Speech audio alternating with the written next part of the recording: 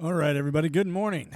My name is Tet, and usually I come on here and I start talking about things that are important to politics and religion. And I would say, if anything, I'm very radical center because I think balance and discipline are the forefront of any good human construct. And if for you to be all the way right or all the way left in any fashion, I don't care what it is.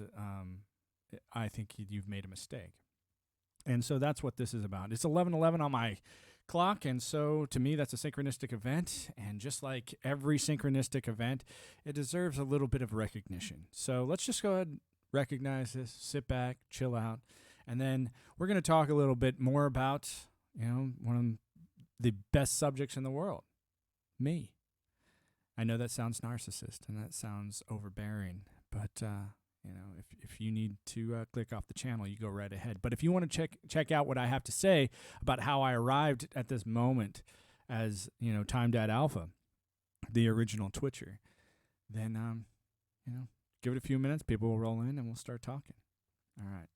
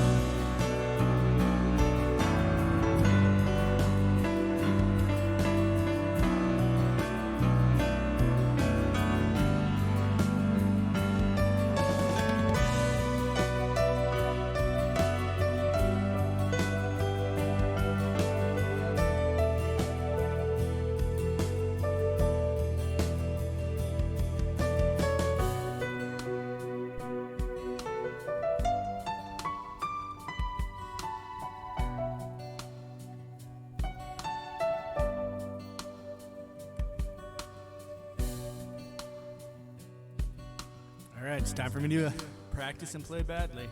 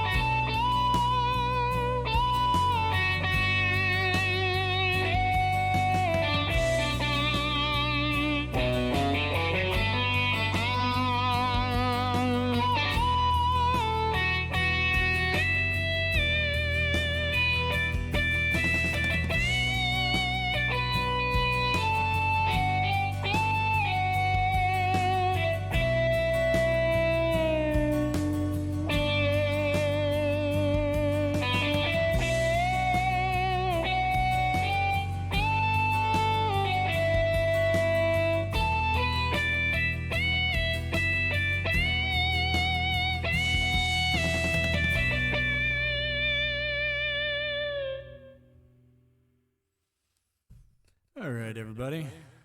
Let's see. It's been about 5 minutes. There's something else I want to share with you after I take this off. That's for all of you that think I'm just messing around and I'm not playing what I'm playing. We'll turn off the God voice. We're going to go over, first off, I usually, I want to share something with you that I saw the other day that I think is super funky. And, hey, what's going on? How's it going? We just started the stream. I'm in here playing a few notes while people are rolling in. Sir Leviticus. What branch? I was United States Air Force for around 11 years. Just under a dozen. Got out in 2016, right before Big Dude hit. But I'm here to talk a little bit about politics, a little bit about religion. I'm not religious at all. I'm just sort of talking about the weird shits that have been jumping up. Me too. Thank you for your service. Oh, you were Air Force. Where'd you serve, bro? What were you up to? Crew Chief! What's going on, Crew Chief? Awesome. Yeah, no, I was Combat Com, man. Yeah, you guys made my life a living fucking hell. All your little measurements. Oh, no, that's not going to fly, man. That's not going to fly. I was like, but my Xbox is in there. Like, how am I supposed to get my air conditioner out there to fucking Israel? How am I supposed to get my Anyway, hey, I got something for you there, Crew Chief. I got something that you might like to see. You like South Park? Here's some South Park. So the background is South Park. I like thinking about religion as like the gospel of South Park. But I saw this yesterday and I was like, fuck yeah. Oh, 52 bombers. I worked with the B-1s out in Ellsworth Air Force Base up in South Dakota for a while. So usually my problem was with the pilot and the co-pilot breaking my jet. Yeah. You mean those zipper-headed sun gods? Hey, yeah. So you got to fly with flying the bombers, huh? I actually got up in a F-16 for a while, and I was part of the infrared targeting pod that we put on the B-1 bomber, and basically turning those asshats into bus drivers. So anyway, hey, I wanted to show you this real quick. Check this out, man. I think you'll like it. Can I help you? While you're standing around, there are crimes being committed. Would it make you happier if we had cut the line? You're wasting our taxpayers' dollars. Ma'am, do you get a break while you're at work? Yes? You do. You see, because we work 12-hour shifts. 12 hours. Dealing with gangsters, crackheads, rapists, all so that people like yourself can sleep better at night. And just because we're peace officers, it doesn't mean we are not entitled to a break. Or in this case, enjoying a cold treat on a very hot day, just like everyone else. I pay your salary. You know what, ma'am? Yes, you do. Which means that you have actually paid for this. You want a lick? That's what's up. That's exactly how you tell people, like, hey, yeah, you're right. You do pay for this salary. You know what else you pay for? You want some of this? I'm willing to share some of your tax funds back with you. But yeah, there's a big fucking difference between your protector class and the people who sit around and bitch about, I pay for this and I pay for this. Like, yes, you absolutely do. And you will continue to pay for it, because the last thing you want is somebody who looks like me, acts like me, and who's trained like me to show up at your doorstep, right, with the order to fuck you up.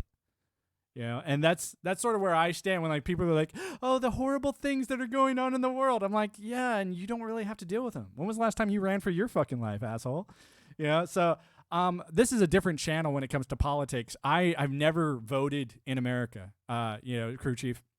And if you don't mind, I'm just going to call you Crew Chief. If I see you pop back in here, it's like, so I get VA disability, and every once in a while people will try to like throw that in my face, and I'll do crap just like that. Like, I'll be like, what, you want this pillow for my house? Well, technically I'm going to have to remove about 3/4 of the pillow, and then I'll hand it back about the amount I owe you. Yeah, it's like, I said this yesterday, and I was just trying my hardest to get people to understand. I was like, in a way, I do feel a little bit scammed by, the country that I served. And it's not because I wanted more money. It's just that the entire time that I was working and they were paying for my boots and paying for my house and paying for the healthcare and paying for all this stuff. They were still asking me and crew chief for freaking taxes. They were still asking us for taxes, just like, the guy, the police officer, is just like, even though he's working his 12-hour shift and he's getting paid this tiny little salary, out of that salary, the government's still coming in and going, hey, you need to pay your fair share too. Yeah. Even though it's like, dude, that right there is the very epitome of the double dipping. You've double dipped, asshole. You've triple dipped. You've quadruple dipped. So crew chief, I don't even live in the States anymore. It's like I saw the whole COVID thing, and I don't know if you feel the same way, but when I saw COVID, I just felt like I was watching 9/11 all over again, where there was all these buzzwords around, do what we say or we're going to fuck with your travel, do what we say or we're going to fuck with this, or do what we say, oh, and millions of people died. And it's just like, here we go. Never ending, your life is in peril unless you trust your government. So, yeah, asking for taxes so they pay us with other people's taxes, and then if you really sit back and think about it, you end up paying yourself after that point, right? And then so it's just like, who's in that situation, who's the real dummy? It's sort of frustrating. And so one thing that I brought up yesterday is no one walks into a government building, any type of government building, and walks out with more than they started with. No one does that.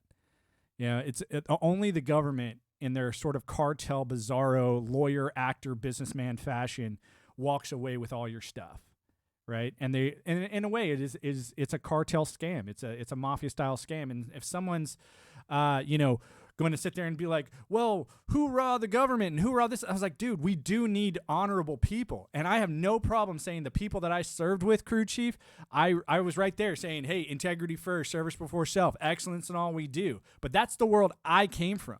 Like, I came from a world that said, you do the right thing no matter what. I came from a world like, I was a Boy Scout. I was an Eagle Scout. And I said, be trustworthy, loyal, helpful. These were all morals that were instilled in me as a kid. And I don't see any of that being played out today. Like, none of it. Like, even sportsmanship is a hard thing to get people to get on board with. It's like, dude, you got your ass kicked. It's part of the game. Shake the motherfucker's hand and say, I got to go back and do some research. I'm going to bring the pain next time, motherfucker. That's what you say. You're allowed to talk shit without being a bully. It's like, if that's, I was asked the other day, crew chief, you'll like this one. I was asked the other day what I thought about the whole transgender being drafted. I was just like, as long as you're there to save lives, I don't give a fuck what you do with your genitalia, man. But you show up here bitching about your fucking boob job, I'm going to tell you to get the fuck off the flight line. Like, get the fuck out of here, man. You don't belong here. Like, it's like, go hand out towels at the rec center or something. You don't belong here in combat. Like, have a nice day. It's like, we just don't have time for your whiny little sexual organs. So it's just like, and it doesn't bother me. And I think more people need to come out and start saying that. It's like, it doesn't bother me what you do with your genitals or what your skin color is. It does bother me that if we have a goal, doesn't matter what that goal, if that goal is a high moral goal, like yes, our final objective is to kill people and break their shit. But I want to make sure that those are the bad people. I want to make sure that those are the people that deserve it. And what's frustrating and and you probably know this too, crew chief, once you got out, because I had to deal with the VA too. It's a rough gig dealing with the VA. But once I got out, I started really asking myself, who was I really following? Like, I know the people above me. I know the people were true and honest with me. But I don't think that the people that were above them were true and honest with them, and that they were lied to. And that's the sad part, is like, I'm not here to say down with America. If anything, one thing that I advocate for more than anything else, and this is the reason I started this channel, is because about 3 weeks ago, I became a father, and for the first time in my life. And I was like, man, I'm going to have to explain to my kid one day, how we got here and, what this is all about. And I'm going to have to explain to him how the government used to work, because, and I'm going to tell him, the day you were born was the day I started advocating for AI governance, because my job in the military, and you probably have heard of this. Let's see. Crew chief says, I do not care what people do with their genitals. Can you do the job, yes or no? Because I got to get this plane off the ground in the next 2 hours, and I don't care how you feel about a man or a woman right now. I need you to feel like a mechanic and put your fucking tire on and put this fucking tire on. Absolutely. It's just like, dude, we're here to do a job. I want your focus here, you know? And if you need time to go deal with your psychological issue with your genitalia, you realize the military is not for you. And I said this the other day too. I was like, the draft was needed when we just needed people to carry bayonets. You know, when all we had was a bayonet, you know, like we needed just bodies. We have way more than that now. My job, crew chief, actually, I was a cryptologic linguist for 2 years, 4 months, and then I moved into another language center called network engineering. I was combat comm out at the first, out in Germany. That's where the height of my career and sort of where it tailored off. And it was like, okay, I'm done. I can't work for contractors that have never been through basic. I was like, I'm not doing this. You know, it's like, and I started noticing a slow tradition. Yeah. And thanks, man. I appreciate that.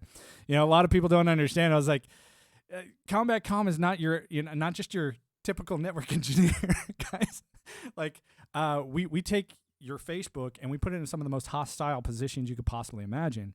And without the crew chief to tell us like, hey, your load's hot or your load's good to go, you know, like we just need to get there. And we function like such a well-oiled machine. So when someone comes up and whines and bitches about something as low bar or low brow as genitals, it's like, what are you talking about? You might as well tell me that you didn't get your Twizzlers today. You might as well tell me like, oh, I didn't get my num-nums.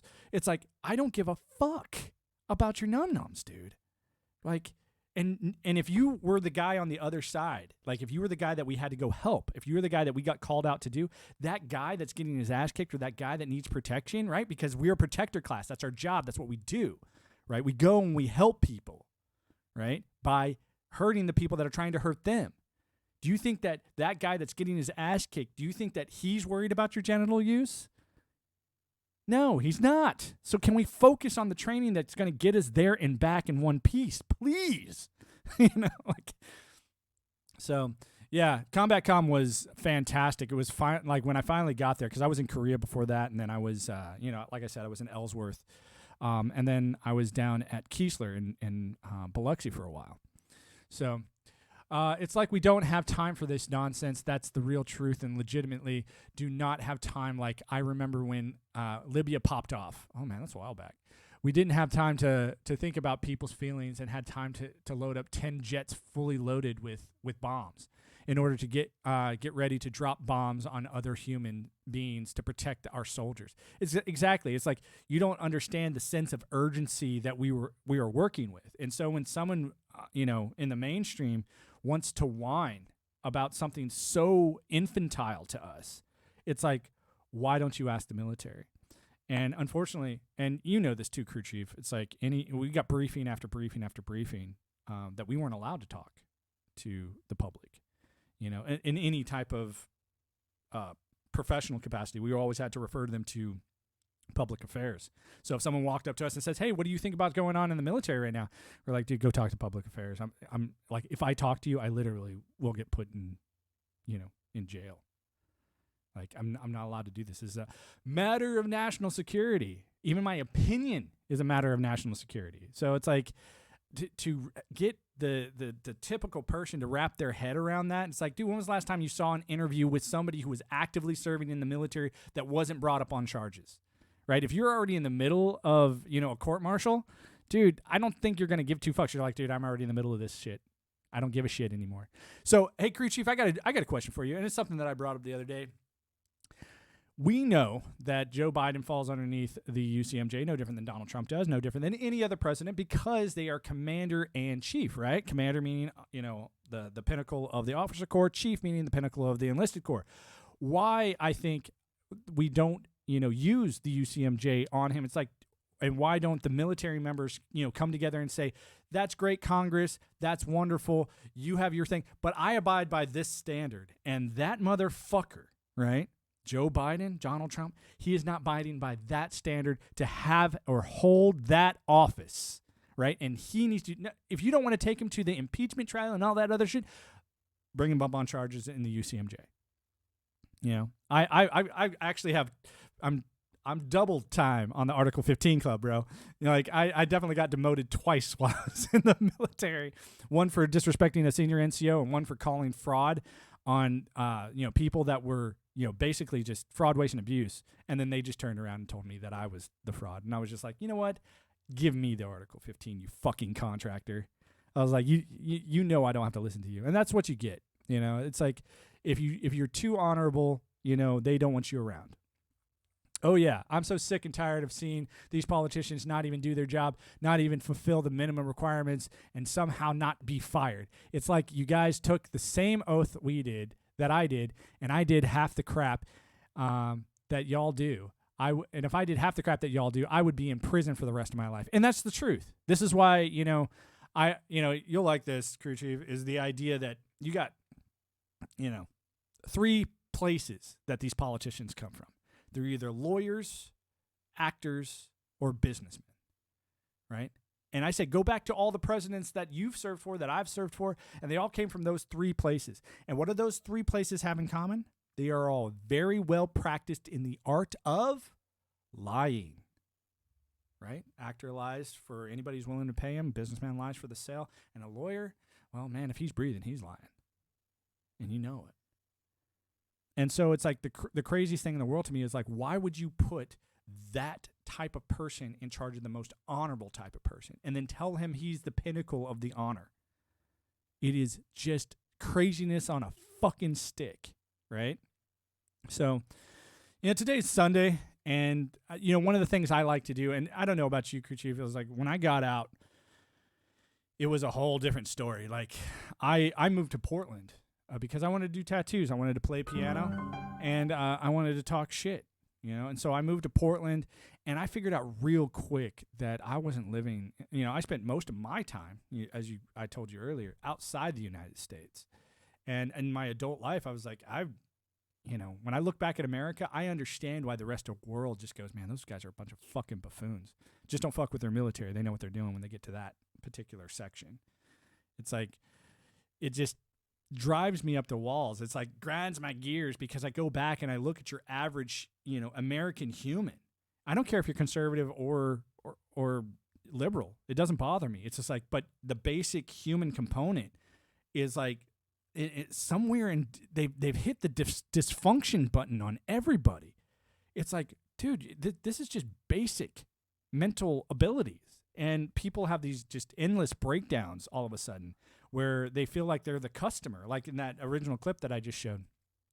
Yeah, and our creed is integrity first. I think that's why it bothers me so much, because they expect everyone below them to tell the truth, while everyone above us is integrity last. Yeah, it is a bizarre situation, because it's like you get to that you've heard this before. With rank comes privilege, and I'm going, well, then why is it that we get out and we're like, okay, finally, Dobby has fucking clothes. And you go up to somebody like, that clip that I showed in the beginning, and they're like, you need to do better. It's like, what the fuck have you done? What the fuck have you done? Like Mr. Joe Biden, what have you done? Right? We live in this world that has to deal with merit. And we did, and this is why I have this on this side, and then I have this set up over here on this side, is because it's just like there is a transition for me where I look at both sides of my brain, and I sit there and say, yes, there is structure in the conservative world. Flip for it. Yeah. There's a structure in my world that does have morals and standards and things that I came from, but I did leave all this. I left the military. I'm not sitting here going, oh, I wish I was in the military again. I was like, dude, it had its time. I'm over it, right? I was a Mormon missionary. And I was gung-ho about it, and it taught me a lot. It was probably one of the biggest teaching moments of my life, because I got to, I went and served in southern France, where I was able to talk with some of the most devout priests of the Catholic societies in their biggest palaces. Like the place I lived in Avignon was called, there was a palace there called the Palace of the Popes. And France for a while had its own pope. And to talk about religion at that level. And then when I went into the, to the military, I was the linguist. And so because I spoke French, they were like, hey, come learn Arabic for us. So I learned all of Arabic. And I started understanding the correlations between Islam and Christianity. And then I got deep into Hebrew. And after I got out of the military, I went back to school. I started studying Hebrew, and I started studying theology and religion, not to be a priest, not to be anything, but I was like, dude, I feel, and I would tell everyone this, all of my teachers. I told them the same thing. I was like, what are you here? What do you want to get your degree? And I was like, I think all your degrees are piss poor bullshit. I'm here, I think, to solve a problem that doesn't exist yet. And that's why I advocate for AI governance. I was like, no one advocates for this because it would make your government obsolete. And coming from an expert, and you could probably say this in the comments if you want to, crew chief, I was like, I have seen from my perspective what our abilities and tools can do. And those abilities are being kept from the public. AI governments equals based. I think, watching what AI government could do, it would make everything. It would make all of your politicians obsolete overnight.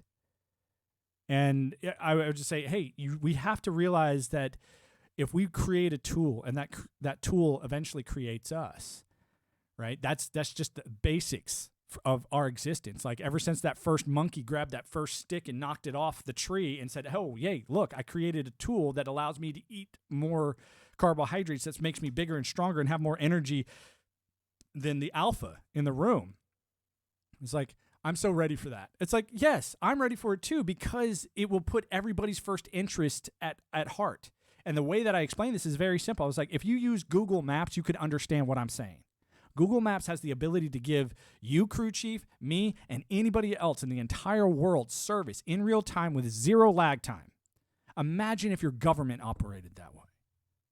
Imagine if you had an issue and you said, hey, here's my issue. I'm not getting my basic monetary income for the things that I put into society. It's like, oh, yeah, you're absolutely right, because we have a node on you. We have a way to track you your entire life. And we do see that you showed up every single day. And we do see that you sacrificed. And we do see that you did everything that was in accordance with that to your best ability. We saw that as AI because you're calculated all the time in real time. I also worked on programs, and I don't know if you've ever heard of this program. You probably worked with it, but I was actually in charge of it. It was called TBMCS. It stood for Theater Battle Management Core Systems, and I was in charge of not just administrating that, but making sure that everything functioned wherever we went with that concept. And so I was able to see this, like when I was in the EOC, I remember sitting there right behind the commander, right behind the colonels, and I was just like, okay, sir, you're not allowed to touch that. Okay, sir, you're not allowed to do that. Okay, this is what you want to do. This tells you where your plane is. This tells you where everybody is. This is how you make your orders appropriate. Could you imagine the government helping you instantaneously? I don't think my brain could wrap around that. Like a portion of me, and I mean literally like a portion of my brain is like, that will never happen. It would be like seeing a real life unicorn. And that's what I'm saying. That unicorn, to me, I was working with that stuff like back at Ellsworth, back in Korea, like well over a decade ago. And that was the program that we called it. It was an ability to see where all your assets were in real time. And the best way that I could explain it to people was like, if you've ever played Sims where you saw your whole map and you saw where all your assets were, that's what I'm talking about. And you are carrying around your phone, and that's what's monitoring you. And it monitors you all the time, no matter what you do. So if you say, hey, I want to shoot babies in the face, right? Imagine your protector class can now put their feet up, because they don't have to wonder, oh, who's going to shoot a baby in the face? Because AI would be like, oh, look, we see all the psychological examples of someone who's about to shoot a baby in the face, and they're going to deploy the things necessary, including text messages saying, hey, you're being monitored right now, just to let you know, and we're going to do everything we can to calm you down, but please do not make that choice. Please do not go down that road. Otherwise, we will send lethal force. I mean, imagining that concept, crew chief, that thing that we were taught, the economy of force, of being able to react human to human. But now you have AI to human. Like, there's no chance. Like that whole thing of Terminator, blah, blah, blah, blah. I'm just going, no, but for the good of the many. The good of the many. Like if you were on this side of the Terminator, knowing that you were going to whoop the living shit out of anybody who crossed that line into assholeville, right? who wants to, shoot babies on the daily. It's like who has a disruption in their psychological form. It would be assessed at an AI level. And then you're fixed. Like, it's fixed. You wouldn't have to listen to lie after lie after lie from politicians and wait every 4 years for some democracy bullshit. And so when people buck against this, and now you've given that person the opportunity to get some help. Maybe even computer software decides that they need to send in strengths, or maybe a cop for protection, and they may be able to work that out. I was like, exactly. So you get it. This is what I'm saying, where it's like you don't need 911 operators anymore. You don't need to wait for a politician to say, hey, we need to do something for the vets every fucking 4 years. It's like, get rid of your nasty, disgusting, overarching, like, well-padded overhead. It's like you have doctors in the VA that can never get fired no matter how many times they fuck us up. And I'm just going, you don't need that. You don't need any of that anymore. And so when people buck this and they're like, no, that'll never happen, I'm just like, dude, I'm not searching for utopia here. All right, I know what that looks like. What I'm saying is we need to be using our tools at an appropriate level is what we need to be doing. And so we have the tools and we're being kept from using it because people need to make their money. And I'm going, how much more money do you need? How much more money do you need? Like, I live a beautiful life, right, off of being a 100% disabled vet. I live a beautiful life. And like I said, I just had a kid, right? And for me, I'm sitting here just going, I have no debt. I have no problems with my country. I've never been, prosecuted for any type of felony or convicted of any type of crime. And it's just like, if I'm that good, and I know that your politicians, they commit crimes on the daily that no one is allowed to talk about. And even if you are allowed to talk about, they're like, I own that judge, so of course I'm never going to get in trouble. It's like, wow. So there's no such thing as an honest judge. There's no such thing as an honest politician. Great. And so you guys own everything. So how are you not the mafia? How are you not running a racketeering scam or a protection scam that says, oh, it'd be a shame if something happened to your business. It'd be but on the American-wide level, they say, oh, it'd be a shame if something happened to your country. That's how they play. And then we're the muscle. 100%, it's a racket. Well, the thing is sure, it's a racket, and it's a racket that's easily solvable. And you know this, crew chief, you never showed up to your superior with a problem without a solution behind it. And so I'm sitting here and going, whoever's watching this, please understand, I'm not here to just piss on you and to give you fear porn. I'm here to tell you that there is a solution to this, and it's being kept from you, right? You want an easier life? Right? You want that because at the end of the day, your psychology, whatever it is, if you had functional relationships and your, the first time best experiences, I mean, you're going to be happy.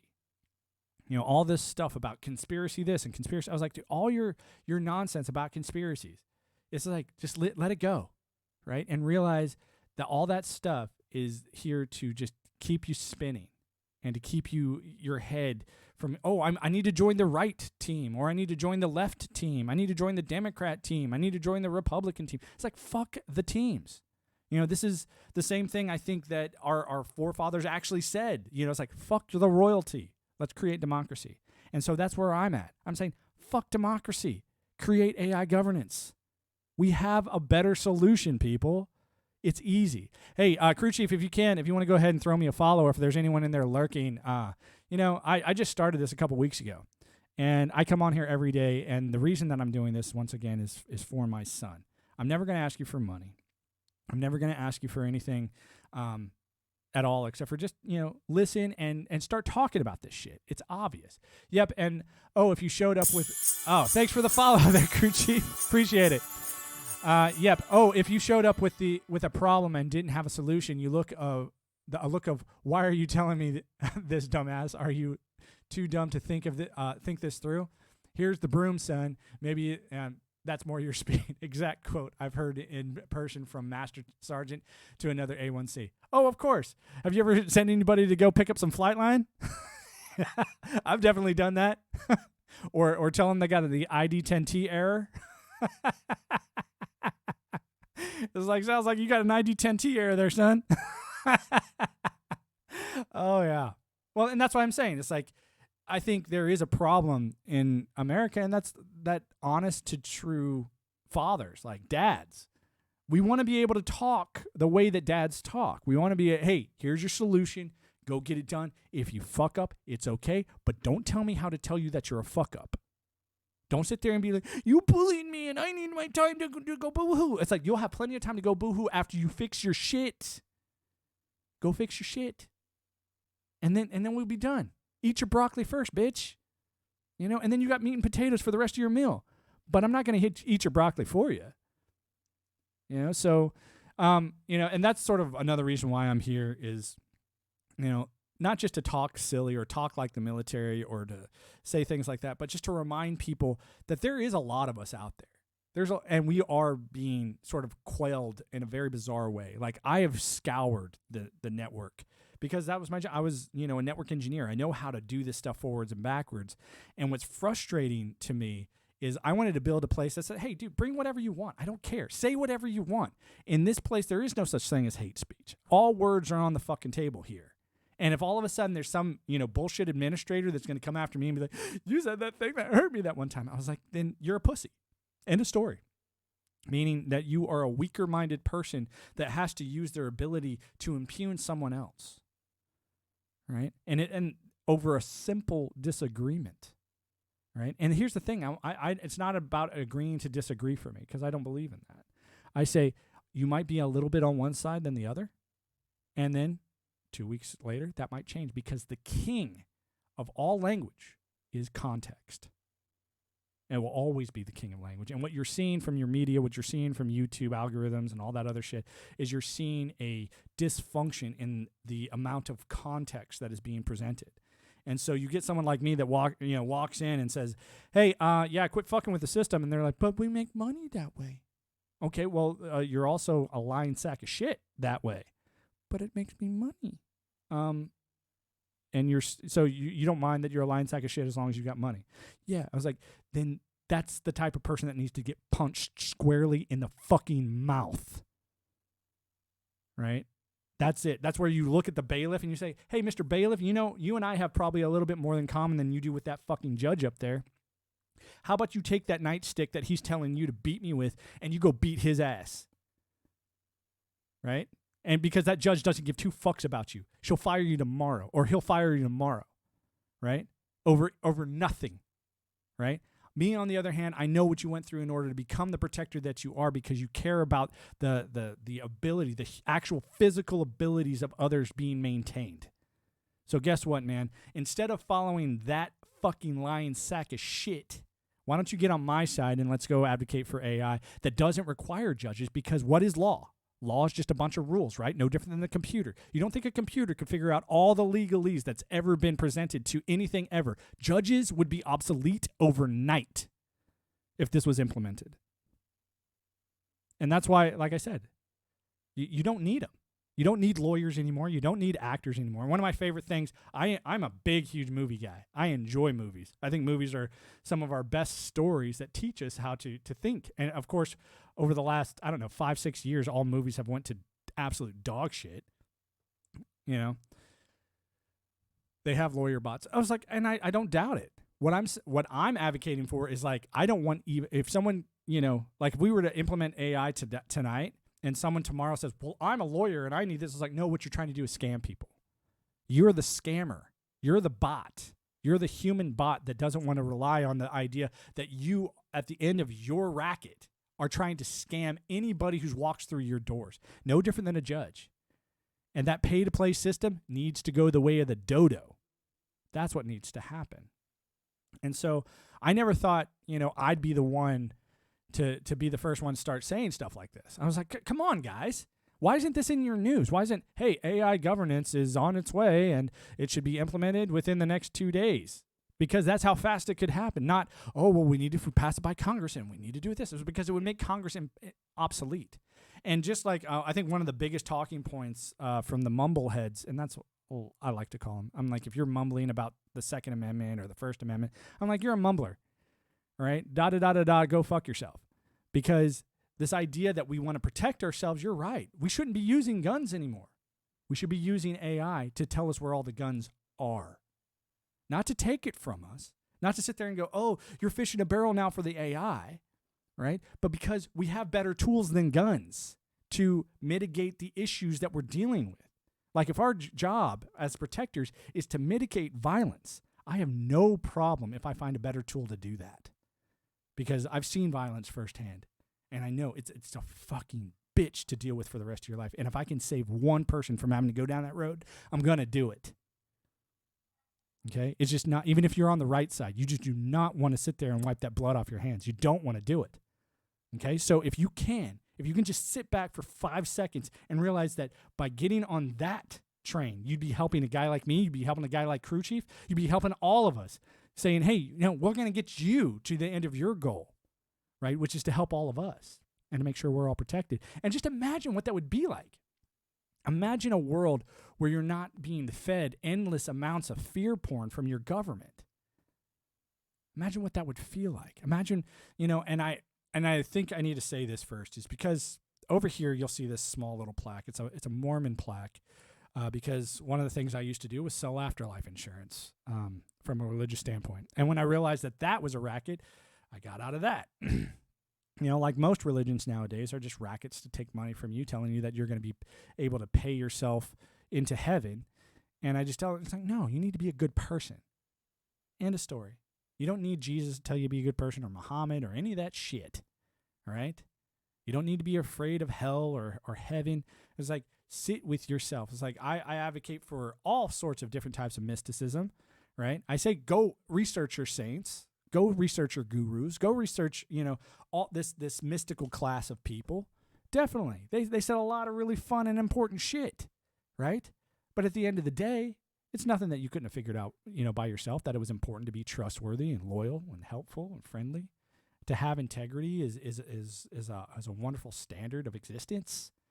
You could have figured that out on your own, but when you see these people from all mystical traditions, echoing the same exact thing, you got to go, just like they taught you in math class. What's the common denominator? Or Sesame Street. One of these things is not like the other. It's like, but I get paid. It's like, would you worry about being paid if everything was taken, if you didn't have to worry about your Maslow's hierarchy of needs, right? You had shelter, you had water, you had protection, you had all these things, right? Which would be the safety net that we've built. And I think there is a point where we didn't realize we were building it. I'm okay with saying that. We're like, this is part of our evolutionary world. Like, we were meant to get to this point as a biological species, and then we were meant to push past it.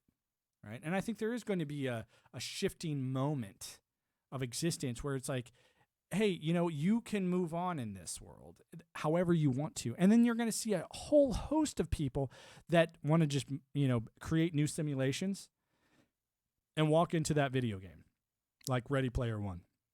They're going to sit there and say, hey, you know what? I'm getting old. I don't want to be a part of this anymore. I'm ready to move on. And this is why I say, if you're Mr. Black Lives Matter and you want a world with no white supremacy or white anything, guess what? I can create that for you now and give that to you. And that's coming. That's why I'm doing this, is because I know that's going to be a possibility for my kid. I know that's going to happen. I remember when the first Nintendo hit. I remember when the first computer, when I was 6 years old. I remember it being put on the desk and it was just sitting there, and it was Macintosh. And I was just like, okay, that's weird. And that box is weird. It's got a bunch of blinking lights. But I didn't think of it as anything more than a plastic Christmas tree, honestly. But now I'm sitting here going, dude, that is going to change reality itself for anybody who wants it. It's a magical machine now. You don't even need to know how it works. You just show up and they're like, tick, tick, tick, tick, free of charge. Here's your dream. Here's your heaven. You want your 72 virgins? Pow. Here you go. You don't even need to blow yourself up. Here you go. Have a nice day. So when I decided, that this was the best way to use my time, it was something that sort of came in all of a sudden. Like I came from a world that was highly religious. Obedience was the number one law where I came from. And that's the same law, ironically, that slave owners use. And so when I look back at that world, I really did. I thought for sure, if I could figure it out, that people in my family would figure it out. And they haven't. They still haven't. It's one of the most disappointing things that, I think anyone should ever have to go through, is to be lied to such a point where they can give you this hope for, an extra dimension reality called the celestial kingdom or heaven. And that you're willing to die for that. You're willing to shoot people and babies over that. That you're willing to sacrifice your own babies. That you're willing to sacrifice your own family for the tenets of some mad, king who says they talk to God. The divine right of kings, I think, was something that led us to the democracy that we have today. And I think that we're about to make that next shift out of democracy and into AI governance. I saw something earlier today. It was quite fascinating. It was predicting that within the next 5 years, and I agree with this, within the next 5 years, we won't call it AI anymore. We won't call it artificial. I think that will be that will show our level of intelligence, that to rank it in some world that it's fake. Because if we can't tell the difference, then it is real. No different than how real that tree is outside your window. Okay? And I'm not saying that to scare you. I'm saying that it will want your best interest at heart, just like I did. Just like, in the military, it's like, hey, I'm here to serve you.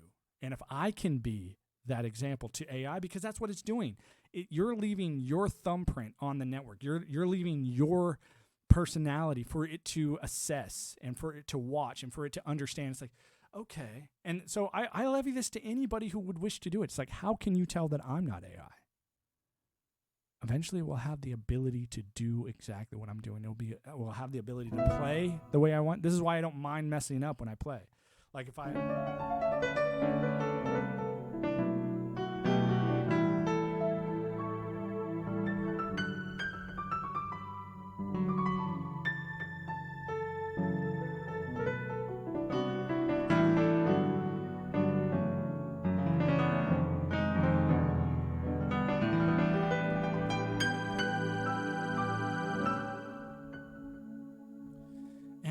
there's something amazing about having that creative process that goes on in my head. It's very meditative. It's very mystical.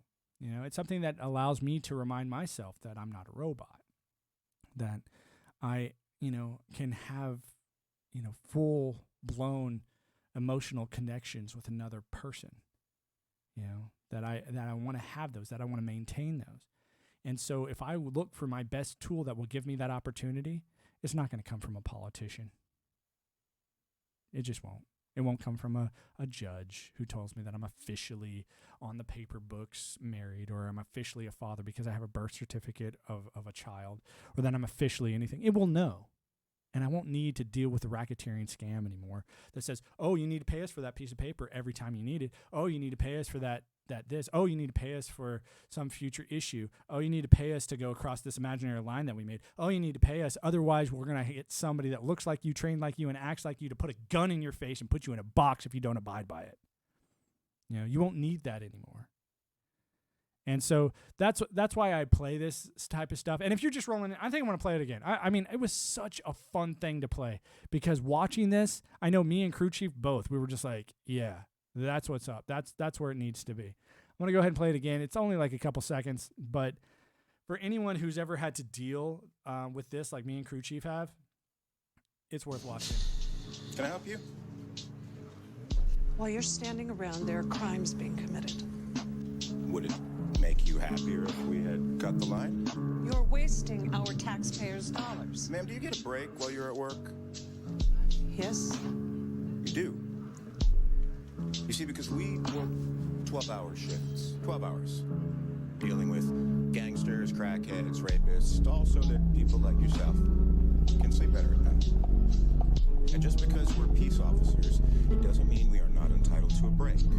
Or in this case, enjoying a cold treat on a very hot day, just like everyone else. Facts. I pay your salary. You know what, ma'am? Yes, you do. Which means that you have actually paid for this. You want a lick?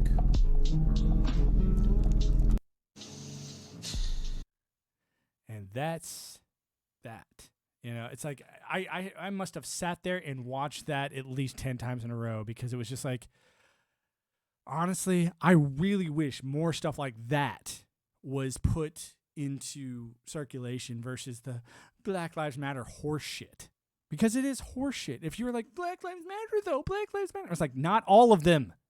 And that's coming from a guy who has to decide at a moment's notice which ones are worth it and which ones aren't. And I never, not one time, not for me, not for anyone I've ever worked with, except for apparently in Hollywood, they think this trope exists.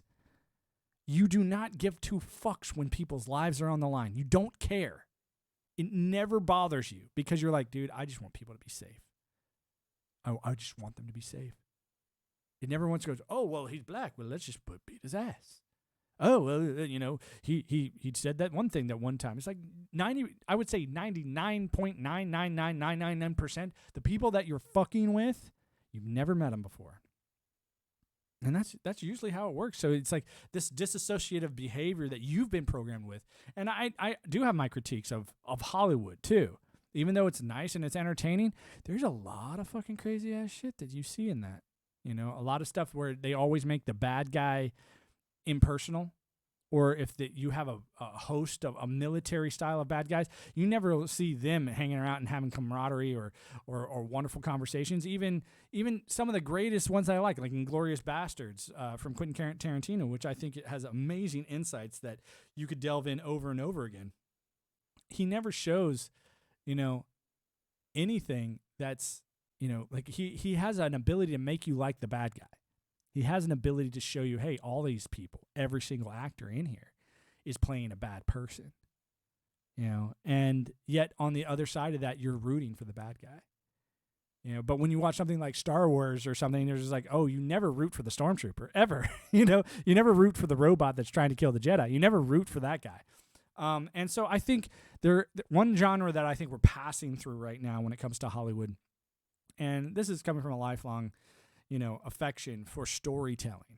You know, I enjoy stories. I can't wait to tell stories to my kid and that, you know, fill them full of the right material, the ones that will last him his whole life. You know, there's even back in Mormonism, there was a concept that says, learn wisdom in your youth. Learn in your youth to follow the concepts of God. And I do think that there are higher concepts than making money and lying to get to that, you know, end. And you don't need to put up with it anymore. Like, I'm not putting up with it anymore. I found a nice little niche that allows me to say what I want, that no one in their right mind would ever decide, oh, we need to figure out where he's at and stop him because he's hurting our political prospects. It's like, dude, I don't care about your political prospects. You should care about my prospects because I'm the one that paid for even you to have a political prospect. And I paid for it with, you know, one of the biggest sacrifices that you could have. And for you to turn around and turn your nose up against a guy like me or a guy like Crew Chief, I'm just going, you know, you need some mental, you know, help. No different than we're constantly told, hey, you have PTSD and you need your mental help. It's like PTSD is a wonderful concept, no different than any other trauma. And it gives you an opportunity to break down and stay in that breakdown mode, or an opportunity to break through. You don't have to get back on that horse. You don't have to get back up after you've been knocked down. You don't have to. But it's going to say a lot more about you than it does about me. So anyway, like I said, I only come on here for about an hour. I'm going to go ahead and play something real quick, just goof off, and I'm going to get out of here because I got better things to do.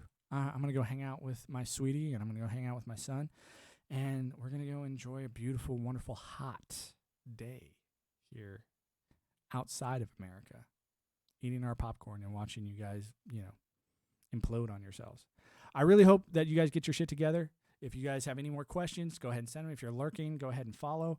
I'm never going to ask you for your money. I'm never going to ask for subscriptions. I think that Amazon's already got plenty of money. It doesn't need mine. I'm just using it as a platform, you know, and if they want to shut me down, guess what? I'm not even going to stop them. You know, there's no reason for me to get on that level anymore. I'm just going to sit here, save my peace, and walk away. All right. So, yeah, let's go ahead and, you know, have some fun.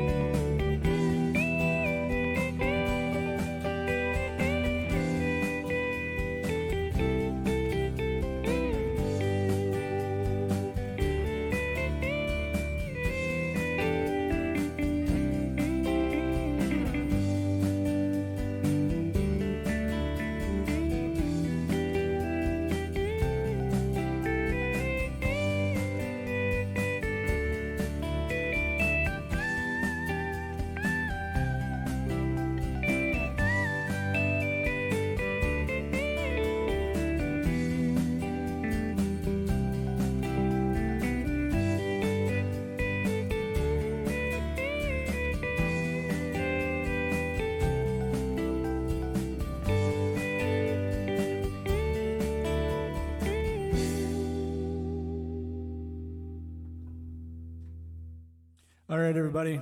Thanks again. You have a good day, my dude. You too, crew chief, man. I'm going to go ahead and get out of here. I'm turning off the God voice a little bit. And it was fun hanging out with you, man. I'm on here every day, Eastern Standard Time, but probably between 11 and 1 every day. So if you want to come hang out some more, bring some, crazy ideas or crazy questions or stuff to hang out with or send them to me, I can't wait, man. So I'll go ahead and, I think that's my kid yelling for me. You guys take it easy. I'll see you next time. Bye.